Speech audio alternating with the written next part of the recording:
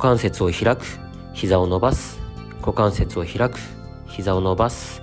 これを繰り返しましょう。ポイントはゆっくりでも良いので、股関節をしっかり開いて、膝を伸ばすときは膝同士をしっかりつけることです。主に内ももの筋肉を使っています。この動画はダイエットしたいけど運動しても続かない、ジムに行く時間がない、食事制限はできないけどダイエットがしたい、そんな方向けに作っています。一緒に頑張っていきましょう。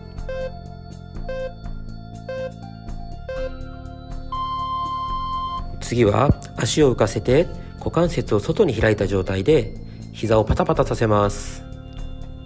主に内ももと裏ももに効きます。余裕がある人は少しお尻を持ち上げると下っ腹にも効いてきます。ズボラストレッチは寝たまま行うストレッチが基本となってます。なぜかというと、立ったり座ったりした方が効果的な場合がもちろんあるんですが、僕がストレッチトレーナーを9年間やった中で寝たままのストレッチが一番習慣化しやすいと気づいたんです。次は股関節付け根や下っ腹を使って片足ずつ上げていきます。膝を伸ばす方の足は前ももを使ってしっかり膝を伸ばしきりましょう。膝上の肉を撃退できます。足を上げるときは前ももを使わず下っ腹を使うイメージでしっかり高く上げましょう。もしきつい人は下の足は床につけておいても大丈夫です。この動画は後半にかけてゆっくりペースアップしていきます。前半はゆっくり簡単な準備運動のイメージです。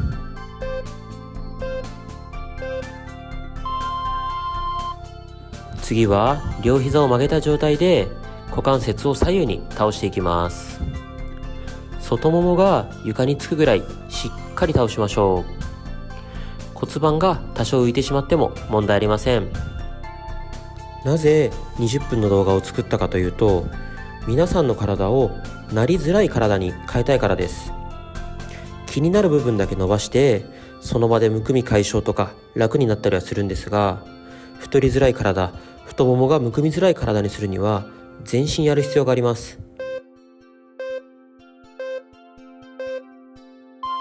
次は少し難しいです。つま先上げる、かかと上げる、お尻を浮かせる。つま先上げる、かかと上げる、お尻を浮かせる。これを繰り返していきましょう。急がなくていいので、つま先、かかと、お尻、自分が上げれる範囲でしっかり高く上げるように意識しましょう。全身をストレッチする理由としては、例えば反り腰だけでもいろいろな原因があります。ヒールばかり履いていて前ももばかり使って前重心になってしまう。お腹に脂肪がついたことによって骨盤が前に倒れてしまう等があります。すべてを解消する必要があります。次はできる限り膝を伸ばしたまま股関節付け根や下っ腹を使って片足ずつ上げていきましょう。前ももに力が入らないように意識して行いましょう。なぜ前ももを使わないように意識するかというと、前ももが太くなる原因のほとんどは使いすぎです。例えば前に向かって歩くときや階段を上るときも、個人的には下っ腹や股関節付け根の筋肉を使ってほしいです。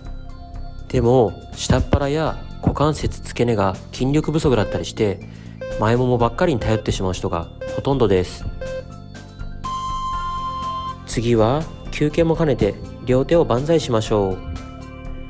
脇の下やお腹の筋肉が伸びると思います。余裕があればできるだけ遠くに向かって手を伸ばすイメージです。背中を丸めて猫背になって座る人はずっと腹筋が縮まりっぱなしです。しっかり手を高く上げて腹筋を伸ばしてあげると姿勢も良くなると思います。もしもやり方がわからないと疑問点があればコメントいただければ必ずお返しいたします。次は足を真横に上げるイメージです。前ももを使うというよりもお尻の横、大天使のあたりを使ってしっかり足を上げましょう。高く上げると脇腹にも効きます。もしも余裕がある人は肘と膝をタッチしてみましょう。こんな感じです。こうするとかなり脇腹にも効いてきます。下っ腹をへこませるには下っ腹の筋肉だけではなくて脇腹も鍛える必要があります。できる限り高く足を上げましょう。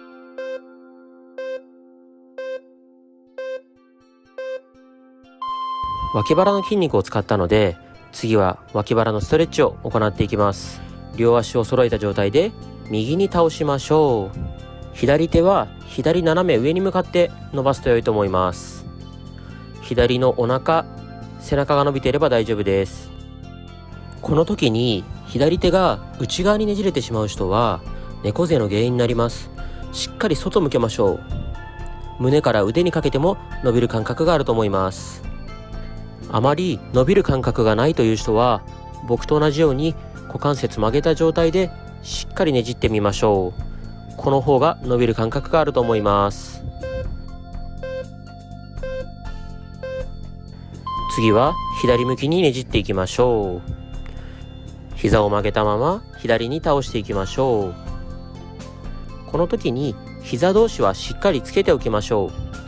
右手は斜め上に伸ばしましょう。まだ前半戦なので緩めのストレッチになってます。後半にかけてもう少しきつい動きをするので、無理せず一緒に頑張っていきましょう。下っ腹だけではなくてくびれを作りたい方は、この脇腹のストレッチが大事になってきます。ここが硬いと血流が悪くなって脇腹に脂肪がつきやすくなります。一度膝を伸ばしましょう。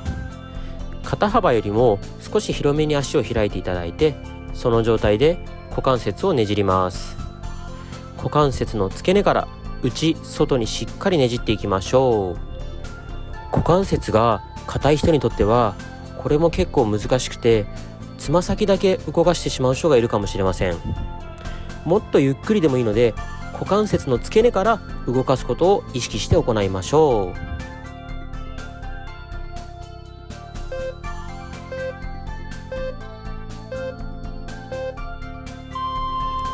次から少しずつきつめになってきます。まずは右足だけ高く上げて大きくくるくる回しましょう。できる限り膝は伸ばしておくと良いと思います。股関節の付け根から動かすことを意識して行いましょう。慣れてきたら反対回しも行いましょう。できる限り大きく膝は曲げないようにしましょう。もしも腰が反って痛みが出る人は左足を曲げても大丈夫です。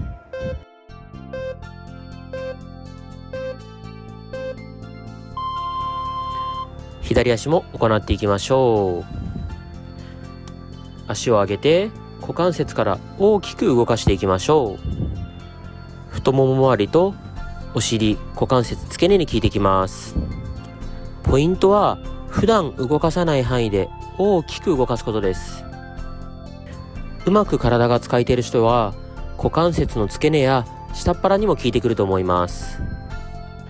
結構きついと思うのですが、息を止めないように深呼吸しながら頑張りましょう。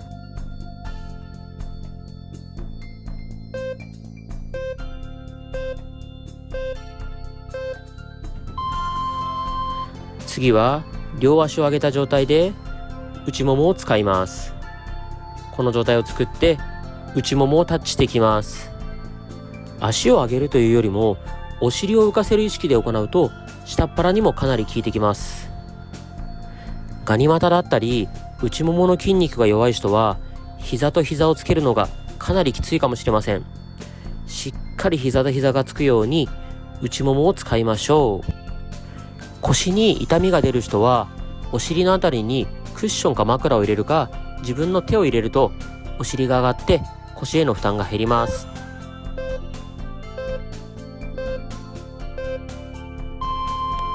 次は両足を持ち上げた状態で膝をパタパタ動かします。かかとを裏ももにタッチするイメージで行いましょう。裏ももやふくらはぎの筋肉を動かしたいのですが、お尻を少し浮かせるようにすると下っ腹にも効いてきます。下っ腹、裏もも、ふくらはぎの3点セットです。結構きついですが一緒に最後まで頑張りましょう。もしきつかったら残り10秒休憩しましょう。あと5秒です。5、4、3、2、1、OK です。今日もお疲れ様でした。チャンネル登録と高評価よろしくお願いします。明日も投稿しますので一緒に頑張りましょう。